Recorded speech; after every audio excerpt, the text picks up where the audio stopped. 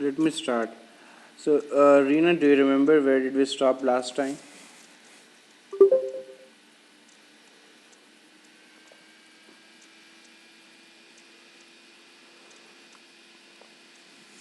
Reena,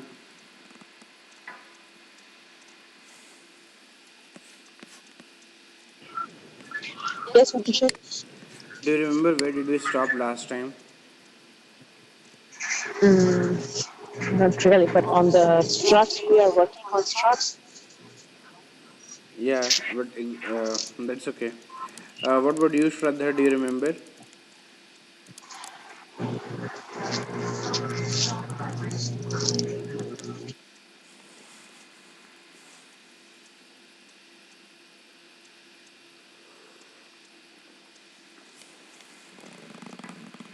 Okay.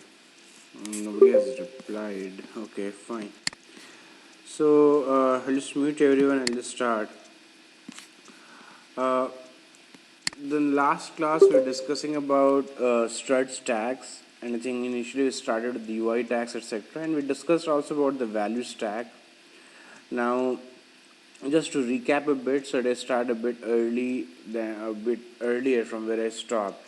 So value stack is nothing but you can just understand it as a way of a mechanism to put data somewhere, okay, in the memory, and then get it back. So you can consider it as a sort of a map where all the data is stored.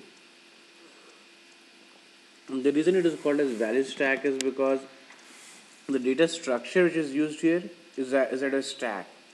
And when I mean to say stack, it means that it has that last, the concept where the data, last in first out. So the data which is set by the action class, that is there at the top, and then there are other action classes. So the value stack actually uses, as the name is there just because of the data structure, nothing else. So for our own purposes, we can understand that value stack has all the data which is required, okay, and then we can use this value stack to fetch data in the GSP page, and then retrieve it and then work on it.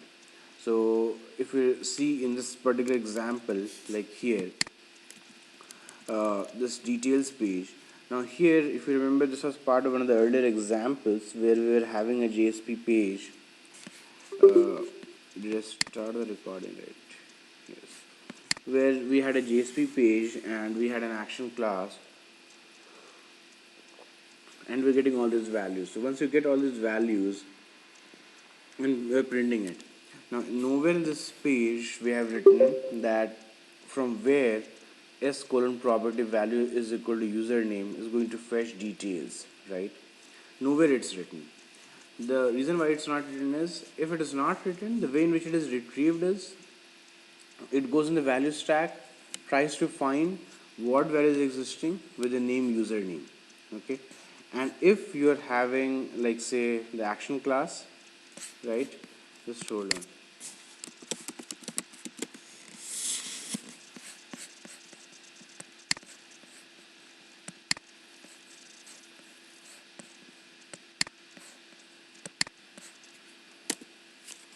So if you're having an action class as here, so the value stack, the data which is there on the value stack, you have action class data at the top, okay, and then the other data. So if you have request object, the data set in the request, the data set in the session, or other model objects, they're all available here, okay.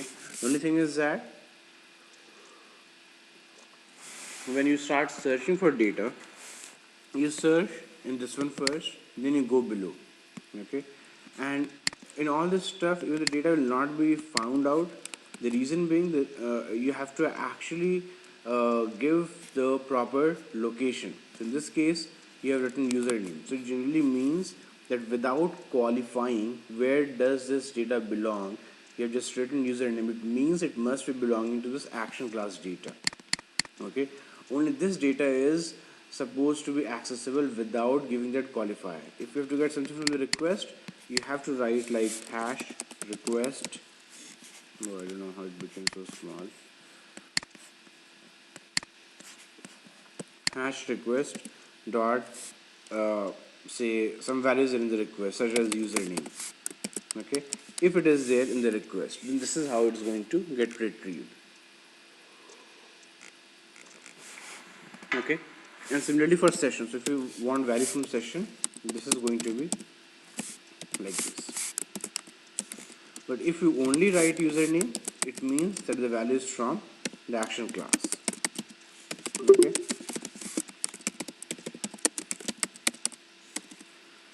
so this is how we have this entire value stack structure there. Okay, now this is what is explained here as well, and then the way in which this works is the value stack, it uses OGNL. Okay, so OGNL is nothing but object graph navigation language. So it is sort of an expression language. I mean, nothing more than that. If you remember, we discussed about ELs in JSP as well. So there we had expression language. The same expression language exists here also. Okay, the same expression language exists here also.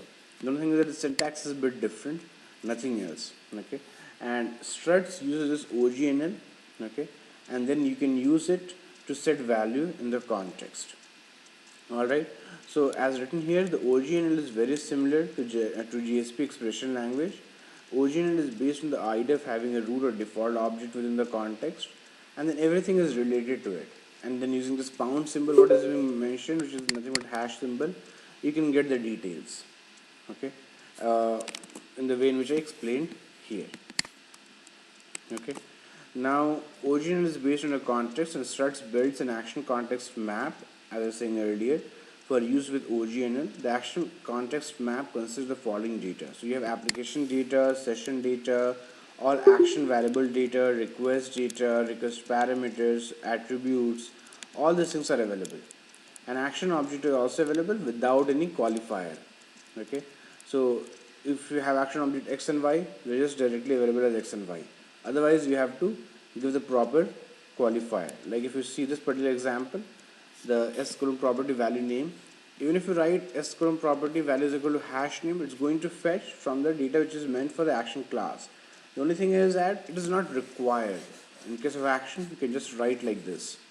Okay, so that's how it is. But if you want to get data from the session, you have to qualify it, like the way in which it has been qualified here, has session dot login. Okay, now OGNL, which is there, that supports, I mean, obviously it's an expression language, and it has to support many data structures, right? Because if you don't support many data structures, it's going to create, some places you need to use OGNL, in the other places you need to use normal struts tag or maybe normal JSP tags. That's not going to, I mean, go well. If you're using something, then you'll use it throughout, right? You don't want to use something for in some places and then leave it and then use something else at the other places. So that's the reason most of the expression languages will give you one way or the other to deal with collections as well. And the same is true with OGNL. It supports dealing with collections, and you can use map, list, set. I mean, it basically covers most of the data structures. So you can use map, list, and set and fetch data using OGNL. So if you see below, the statement which I have out there is s colon select. The name is color. The value is can be three values. It can be red, blue, green, yellow, anything, and it's a list. So the list is mentioned as list is equal to red, yellow, green. So if you see, it's a drop down. So on the UI, it will drop down. The color will be written on the left, and then from the drop down, you can select either red, yellow, or green. So that's how it works. All right. Now, if you see this particular example, hello world action, it extends action support. And if you remember what I had earlier said, action support is a class which is a sort of a default action. It implements many of the interfaces, including related to validations. So you'll see that wherever we are working on validations, we will be extending the action support very much. Okay. Otherwise, also we see that the action support is getting extended, but that is not the, I mean, it might not be required as such. Okay, Only if you want to get certain things out of it, I mean, it's okay, but otherwise, I mean, it's not required. So if you see here in this particular example, I mean, there is nowhere you're using anything from the action support, right? So you might not even use it.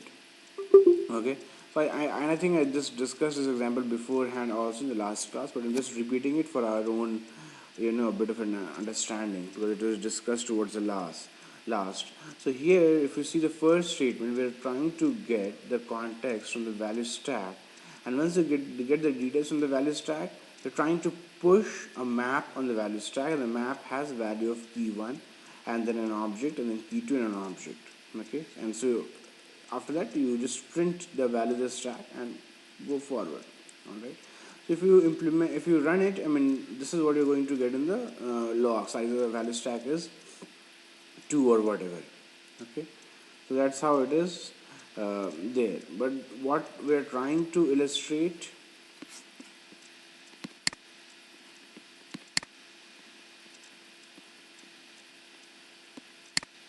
oh guys, you should not say this before. I thought I was sharing the screen. uh, were you guys understanding what I was talking about or not?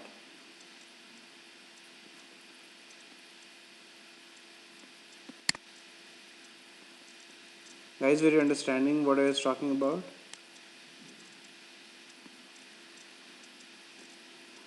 Okay, I mean, this was actually related to what we had discussed in the last class. So, Aarti and Shaila, do you remember where did we stop last time?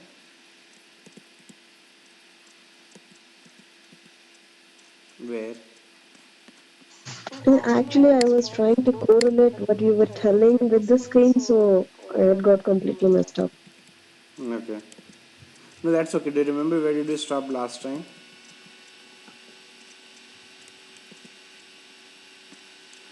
What is that? Do you remember where did we stop last time in the last class? Yeah, around the OGNL. Okay. Okay, sure. I'll We start had again. just gotten to the introduction and then we stopped. Okay. Okay, fine. Okay, guys. In future, if you see, just ask me to stop. I think I was sharing at one point of time, then I removed it and then I forgot. But anyways, let's start. So, see, the value stack is the place from where you get all the details. So basically, if you're using Struts 2, all the details are stored in a form of an object, which may be internally using a map, but the data structure which is used is at a stack. So they are very basic computer science concepts such as stack. Uh, then you have uh, queue, etc., etc. Okay, so that is what is being used here in the case of stack. But apart from that, from all practical purposes, if we are using the value stack, what we need to remember is that all the data which we are setting from the action, all the data which is in the request or the session, I mean, all this data is available out there in the value stack. Okay, and if you see this particular success.jsp, we are nowhere mentioning what is the object which has to be used to get this property value, right? All these property values. That's because when you write like this, username, it's trying to get details from the value stack, and the first place where it checks to get the value to get the details from the value stack is from the action class. So it checks what values are there for the action class scopes, and if it is not available there, the other places are checked. But the thing is that if the values getting stored in other places, then it would have been qualified uh, using hash. Okay, so basically it needs a qualifier if the value is not from the action class. So that's just explaining. So this is the what I did. So if you have a data such as say username, so if it is just username, you do not have to qualify it with anything. It will be fetched from the value stack. But if it is inside request, then it has to be with hash request.username. If it is inside session, it has to be hash session.username. So similarly, if you have anything else out there, any other model object or pojo which you have set in the context, then you have to qualify it accordingly and then use it. only the action class data is available as an attribute here. You do not need to qualify it with anything else. So that's what the deal with the value stack and the data which is there in the action class. Okay. Now that's what is written out here as well. In struts true, value stack is the place where the data associated with processing of the request is stored. So all the form properties will be stored on the value stack. The name attribute to the UI tag is the one which links the property in the value stack. So this is the name property: username, gender, country, about, community, mailing list, and all these things are available on the action class as well. So if you see, they are the attributes in the action class. Okay. Now going below, I'm illustrating the same thing here, that if you are having something like this, you can refer it using hash username. Okay. Now, referring something using username or hash session dot username or hash request dot username is a sort of an expression, right? And this is a sort of an expression, and that's why in the backend there will be some sort of expression language being used. Now, OGN is not something which is there from beforehand. I mean, it's not something which Struts has invented or come up with. It was existing beforehand. It is a separate thing altogether, but Struts has made an use of it. Okay, so object graph navigation language is being used by Struts. It's a very powerful expression language, and that is what is being used in the JSP. So if you see hash request or username or hash session or username in struts 2, that is giving you value by using uh, by using OGNL. Okay, so the object graph navigation language. And if you remember, we had also dealt with expression language before in the case of JSP. Similar thing. I mean, OGNL is similar. I mean, to understand, but I mean, it's a separate thing altogether. Okay, so OGNN has a root or default object. Okay, so you have action context. Within that, we have root or default object. Within this root or default object, you have all the attributes which were there in the action class, and then inside this, you have several elements which are related to it. So what I mean to say is that in the case of OGNL, you have a root object, right? So if you see like this, it has a root object. The root object has all the action variables directly stored within it. And then you have the request object, and the request object has various attributes. Okay, attribute 1, attribute 2, etc. etc. Now you have session. Inside session you have attribute 1, then you have attribute 2.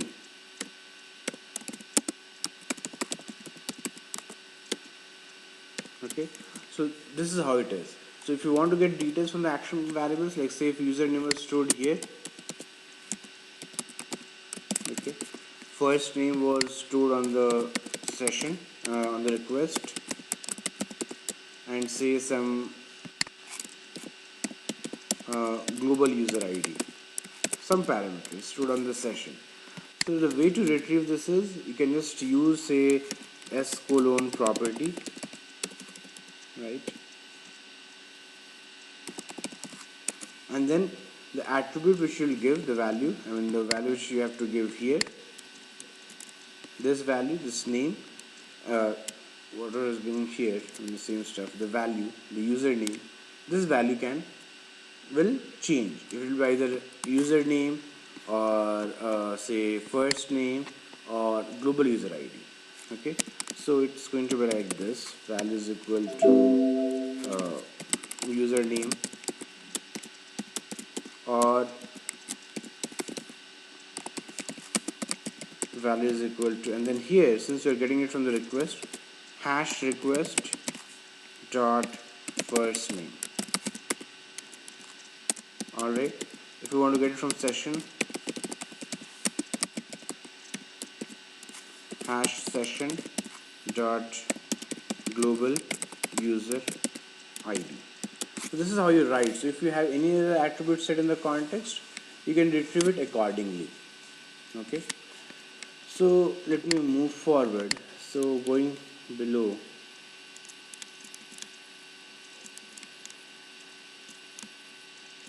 Yes.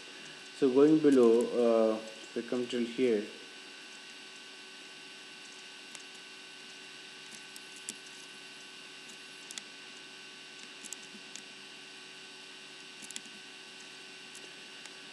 Yes. So OGN is based on a context and the root object which is there, which is called as action context. And Struts builds an action context map for use with OGN, and this map has all this data: application data, session data, the root slash value stack, which has all the action variables stored. Then you have the request scope variables and the request parameters.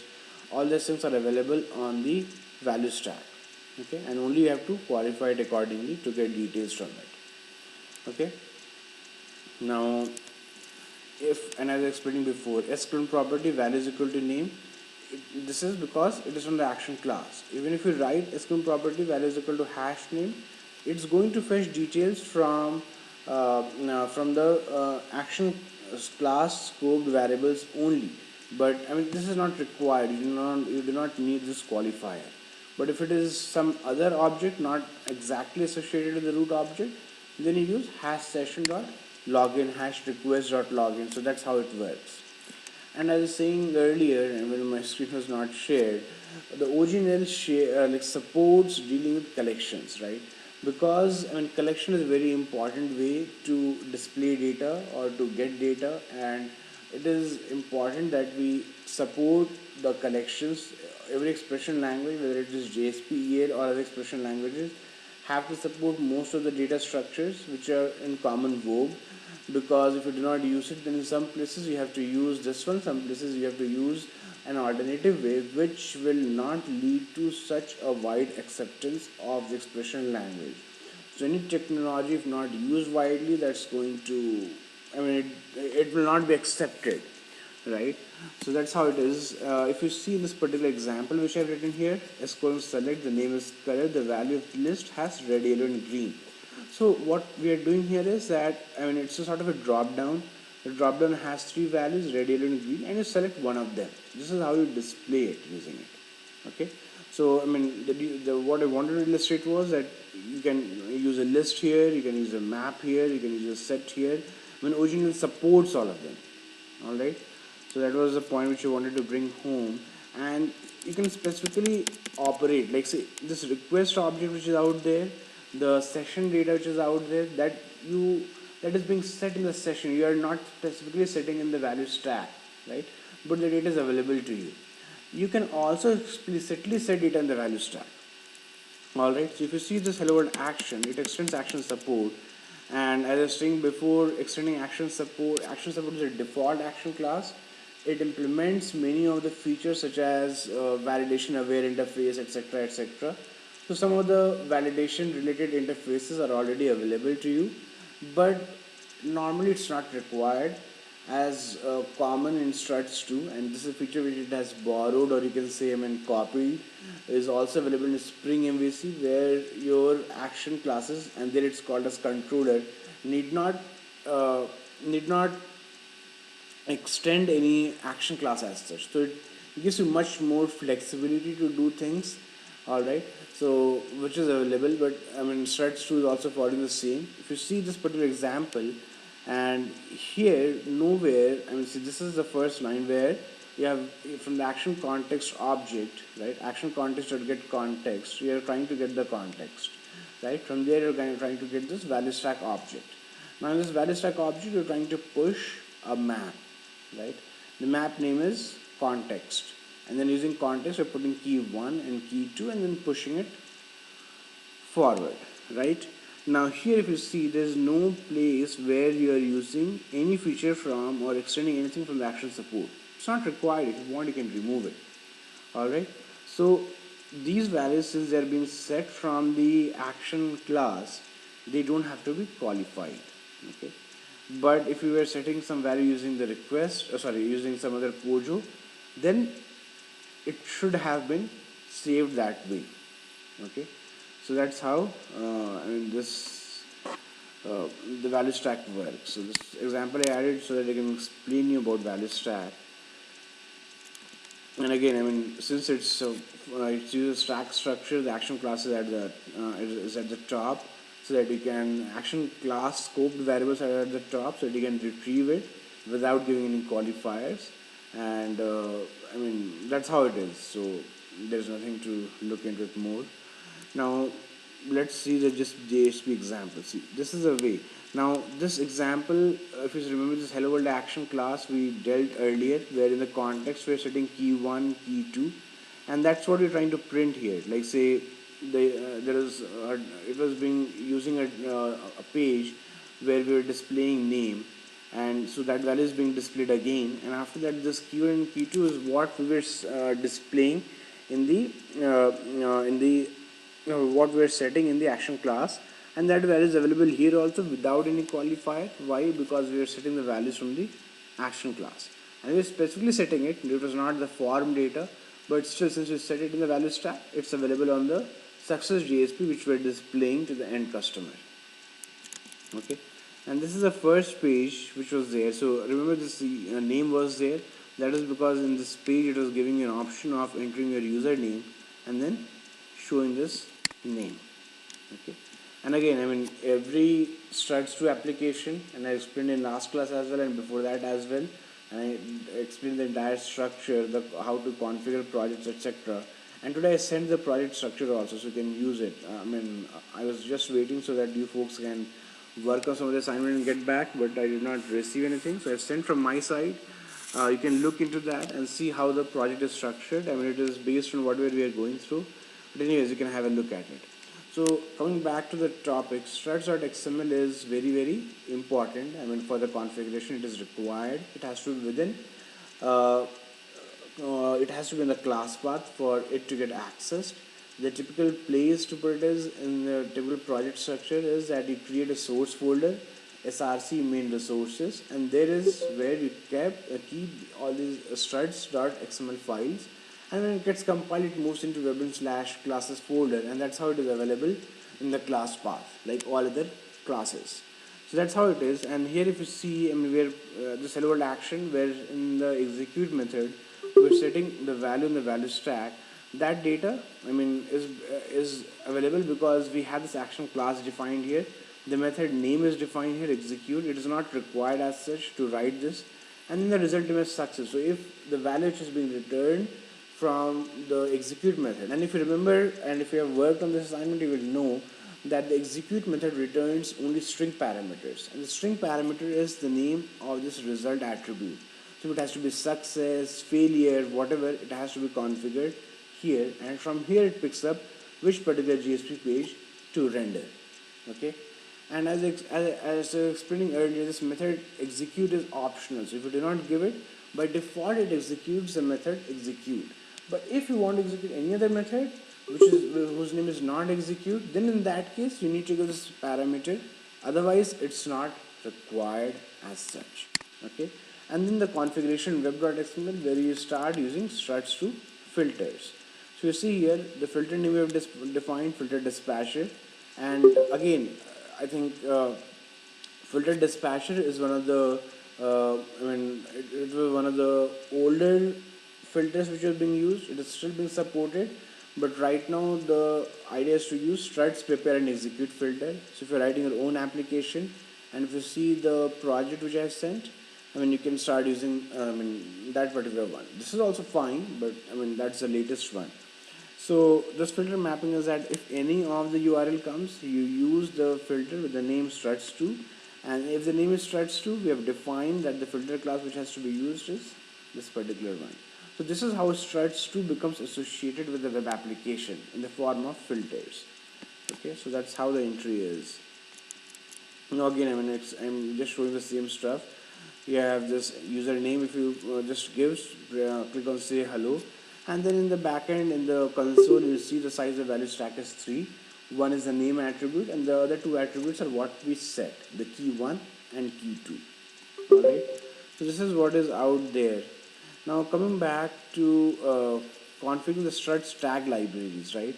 So the thing is that this tag whatever we are using earlier, s colon form name, etc., etc., it requires tag names, right? So if you see here, so go to registration.jsp, and I'm using s colon text field, s colon password, or maybe s colon form. So these are tags from struts 2, and to use them we have to import this tag library.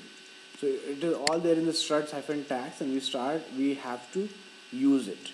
Okay, and like import it. So we have to just mention it at the top. The prefix can be anything else apart from s. You can mention suta, buta, anything. I mean, and then start using the suta colon text field. So this is just a prefix. It is up to the user to give whatever is out there. In general industry conventions, I have seen that people are using just S, and they do not care. So otherwise, you can use anything else which you want for it to be a bit more specific, okay, or maybe a bit more intuitive. But I mean, generally for distract track, we're just using S, and in all the examples as well, whatever I could find, this is how it is being used. But you can configure it. I mean, in Struts 1, when we are using the Struts tags, if it was something customizable, if you wrote your own custom tags, we are using our own prefixes as well, not short form, so that it is intuitive enough for the user to look at it. Okay.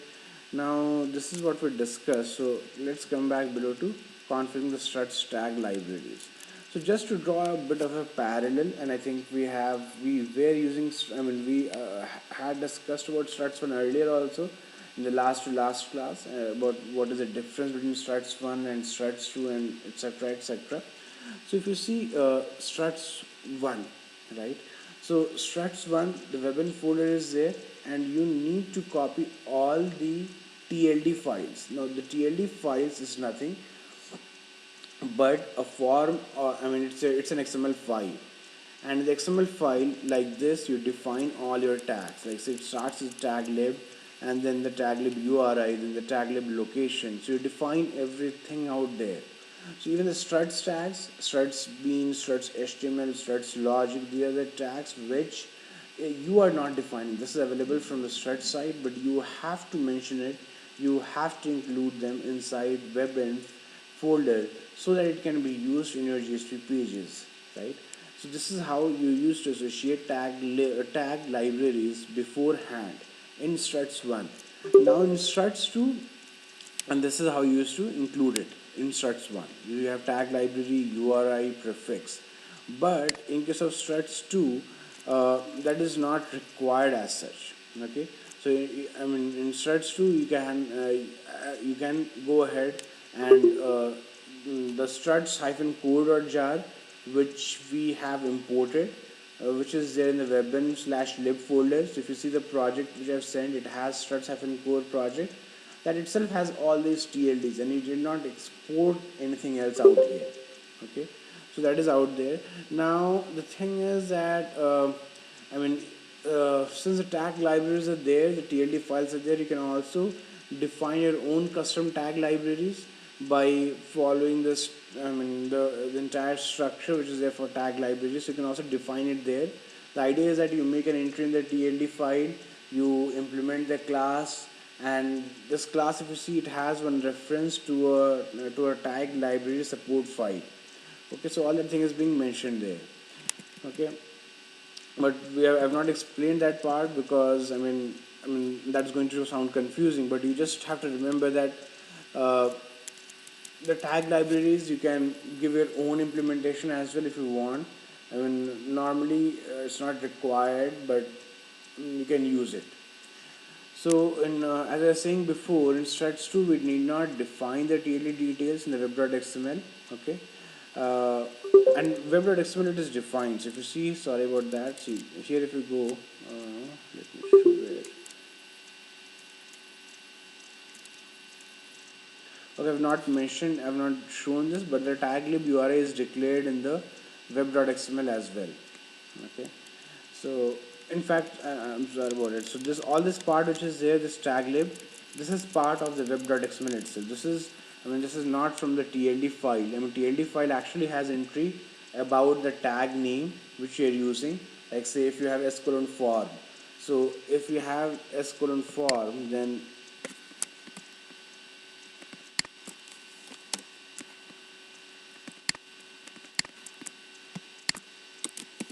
so if you have s colon form, it means that form is the name of the tag.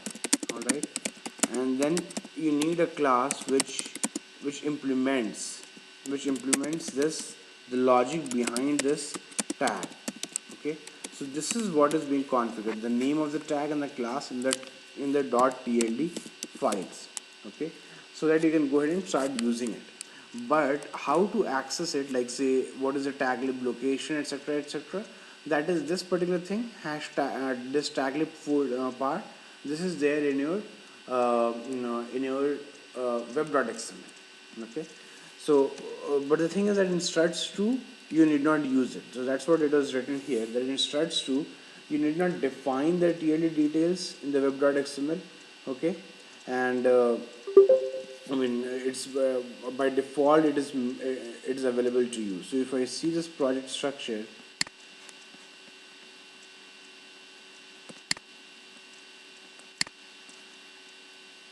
so this is what is being available to me. I mean, nothing is related specific to the tag libraries, because all the data is already available within this particular jar, struts to hyphen core. And if you're implementing it on your own, I'll recommend that you use this 2.1.8 or maybe higher versions. In the lower versions, I was facing some issues of compatibility with this particular OGNL jar. There's some data which was not available, and it was saying that no such method error found. Such things are basically, if you're using jars from third party, they basically mean that there is some compatibility issue which you can look into. So what is being explained here, that inside webinf/lib folder you need to have the struts-tag lib.jar. All these things were available, were necessary in the case of struts 1. They are not at all required in the case of struts 2. Again, I mean, what is being explained here, inside this taglib.jar, we'll have a meta-int folder. Inside the meta-int folder, there would be a TLD folder, and inside this TLD folder, you'll have all the TLDs defined. Okay, the struts being TLD, struts HTML TLD, struts logic TLD. Okay, so all this thing will be available.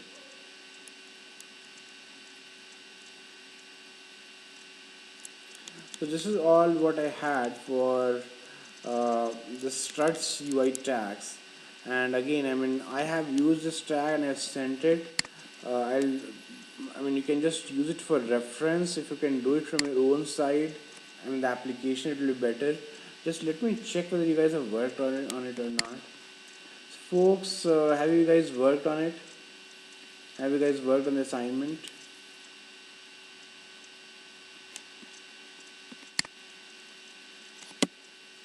Guys, have you worked on the assignment, please? Please let me know.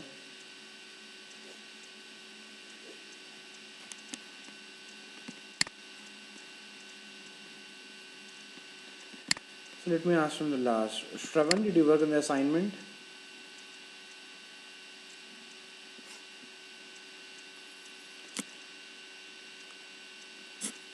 Okay, I sent a registration project yesterday. Did you get a chance to look into it? I mean, that has implementation. Aarti is working. Any difficulty you are facing? Aarti?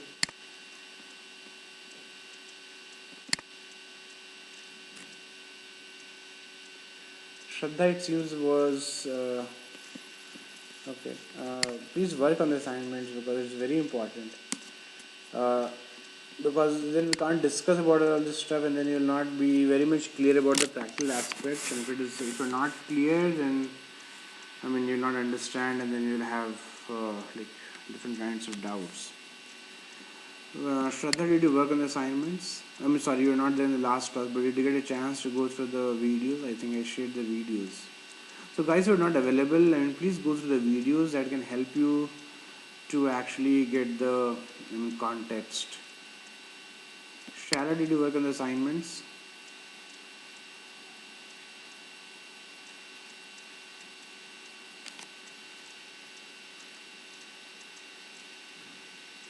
Shara, did you work on the assignments?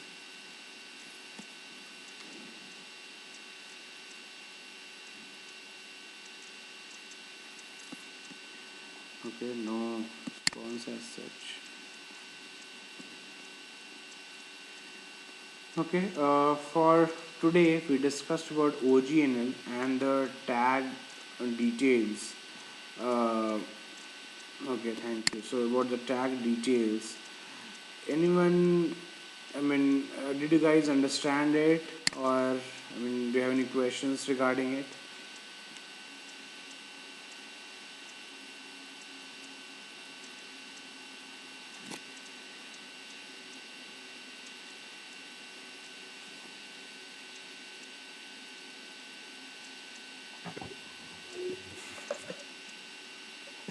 Yeah, Abhishek.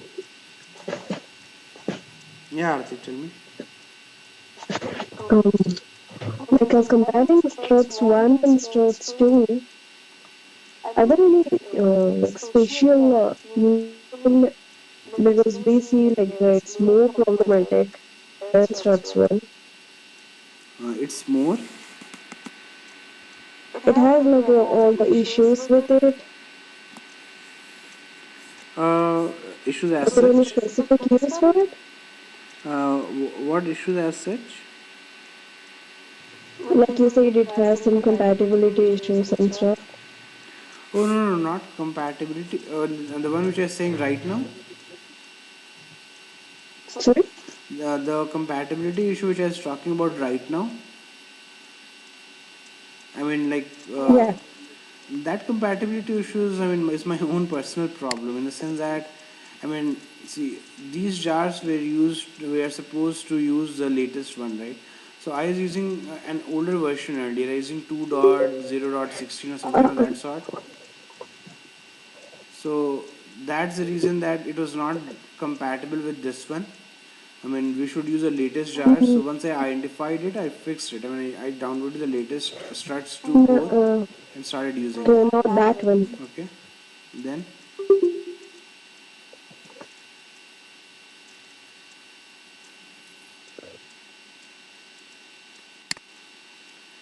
which one you are talking about, Arti?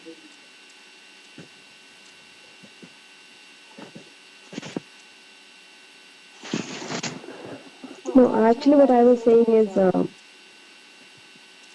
Struts 1, they are not supporting anymore, Mm-hmm. and it's kind of dead. Right. And I was reading on the reviews and stuff like Struts 2 is not that much good, Mm-hmm. so I got confused. See, the thing is that Struts 2 is modeled more in the form of Spring MVC, etc. I mean, it gives you that flexibility. Now, the thing is that every framework which comes in, that I mean, it doesn't get widespread adoptability in the starting itself. It takes some time. So, I mean, every time like you have one version coming up, it fixes some of the issues or it makes it more user friendly, etc. So the thing is that I mean, like this, if you have the struts as MVC framework, now struts one is something I mean which was very good. So I mean it has very widespread adaptability, and that is what actually made this model view controller framework like very famous. So around 2005, 2004, everyone was using struts, and I mean at that time it meant struts one only. Now since they stopped supporting it, I mean, the new applications which will come up, I mean, they will either use Struts 2 or they will not use Struts at all, right? So that's the reason that, I mean, the thing is that Struts, even it's supported by Apache, so even if it's like, I mean, it is having some of the, like, you say, issues as such, or it's not that good, etc., etc. I mean, it's going to get better over time. So, I mean, it will get adopted and it will have this acceptance which where people will start using it. So I mean, all that thing is like what do you say? Thing of like in passing of time, in few more iterations. I mean, it will be in the place where people will start using it. But anyways, I mean, the trend right now is to use Spring MVC. I mean, people use that one as well. Even though Struts is also used, Struts is very famous in that regard. But Spring MVC is also there. So right now, when you compare, people generally draw a parallel between Struts 2 and Spring MVC, and then you will say that Spring MVC is better because Spring MVC did not do everything right in the first place. I mean, there are a lot of versions. There are 3, 4 versions after which, I mean, which currently is being hosted. So, and it took a while to get there and put everything right. The same thing is that's true. We right now it is having issues, but there are people who know that, I mean, it has to be improved. So uh, the thing is that there is nothing wrong about learning it. It's going to get adopted in the industry as well. Okay.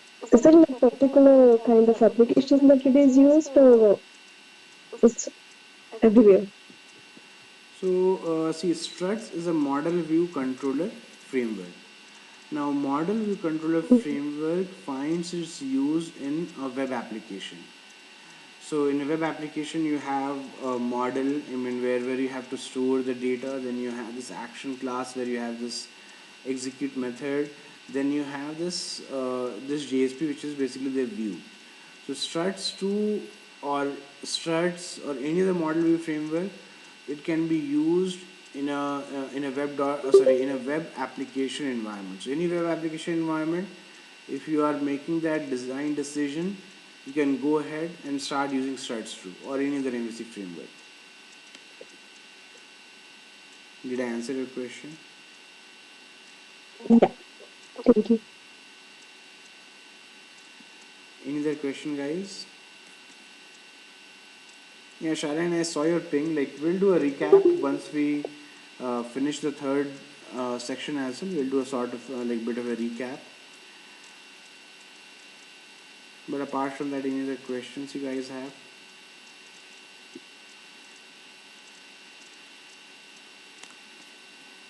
Did you guys understand today's session, like what we discussed today?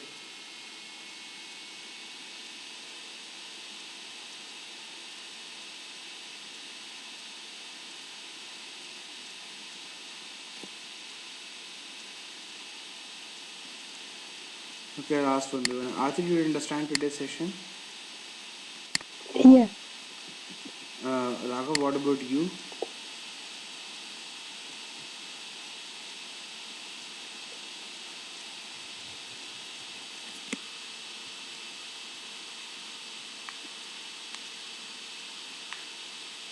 Raghav, did you understand today's session?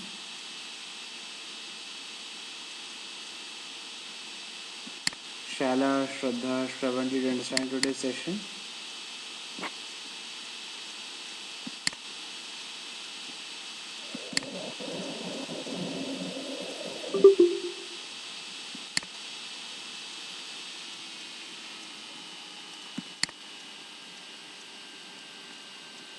Raghav, are you there?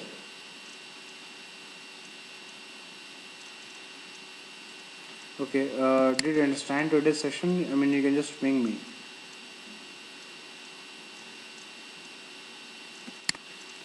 Shala, can you hear me?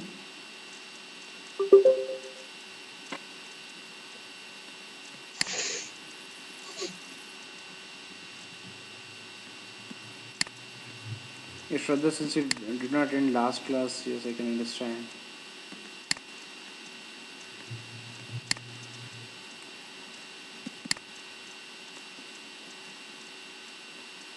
Okay, please do the assignments. It's very, very important. Okay, guys, so I'll start with the next session. Let me stop this recording.